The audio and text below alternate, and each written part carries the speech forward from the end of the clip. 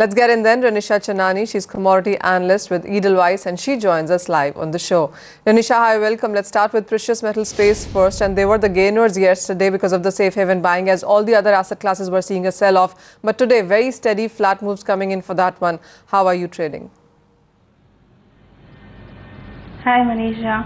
Yes, gold and silver has been trading very range bound today, as there is no economic data that is important that is to be released except US durable goods data. Other than that, overall sentiment is still negative in precious metals, as we have seen from last 1.5 months. There is continuous outflows from the ETFs. So this is pressurizing the prices. SPDR gold ETF holdings are still falling every day, and they are down about 25% from its high of 1,350 tons, and now holdings are 1,018 tons. Even similarly, we have seen for silver where the ETF holdings have come down.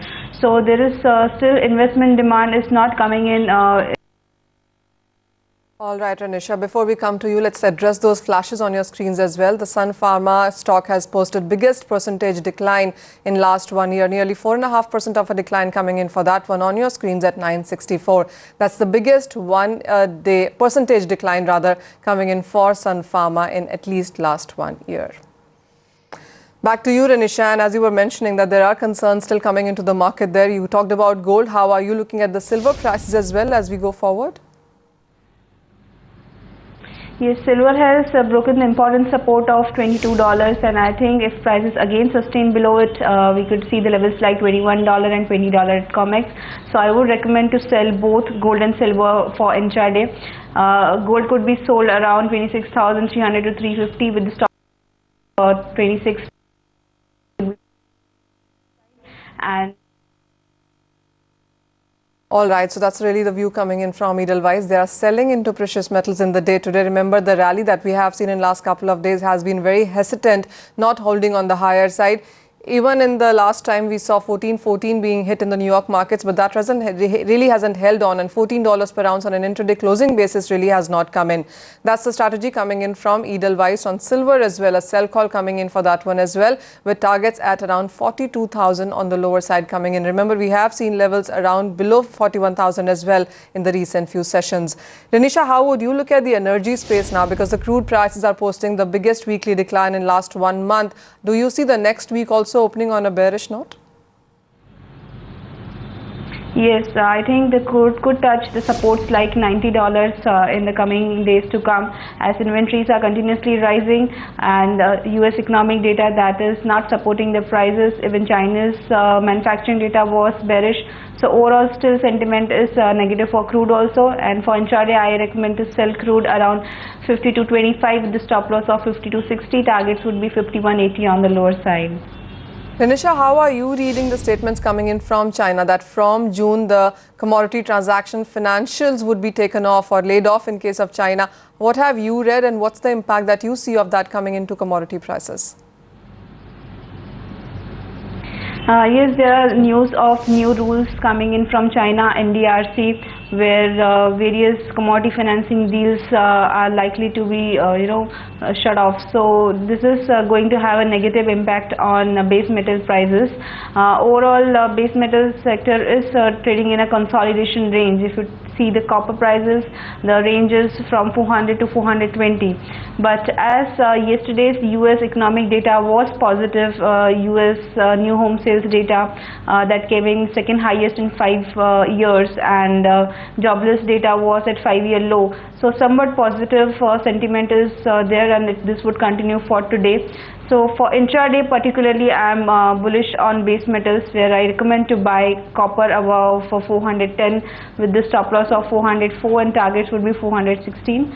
I'm also somewhat bullish on lead, because we have continuously seen that the cancel warrants are rising in lead, where inventories are falling to 2-year low, and the ratio of cancel warrants to inventory is continuously rising, where it was the ratio was 9 months back. Now it is 78%. So this is very, very bullish for the lead prices.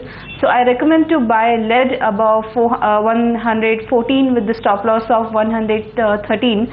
Targets would be 115 and 116 on the upside for today. Sure.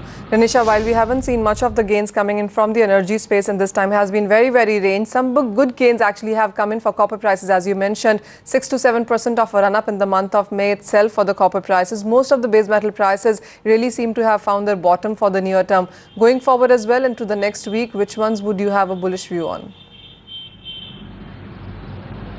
Yes, base metals are in a consolidation range, so we'll continue to see this range going on. As I said, that I'm bullish on particularly lead out of all the base metals, so I continue to remain bullish on it, and I recommend to buy lead for the next week for the targets like 117 and 18 could be look after for the next week.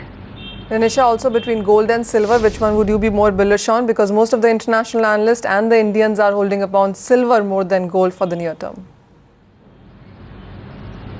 I'm not basically bullish in gold or silver. I recommend to sell both of them on rallies.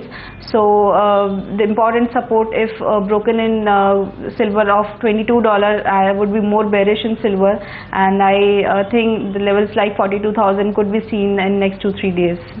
Same question coming in for energy as well, Renisha. And between crude prices and natural gas, which one would you be betting on the higher side?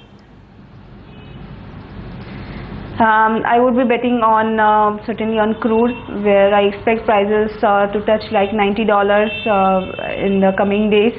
So I would recommend to sell crude also. The targets would be roughly 5,100 on the downside in next week or so. All right, so not so bullish in case of the energy and the precious metal space, but lead comes as a biggest bet coming in from Edelweiss for the intraday and for the next week as well. Renisha, thank you so much for joining us with your strategies on all of those commodities. With that, time up on the FNO show. Handing over to Neeraj and Tanveer then for closing trades.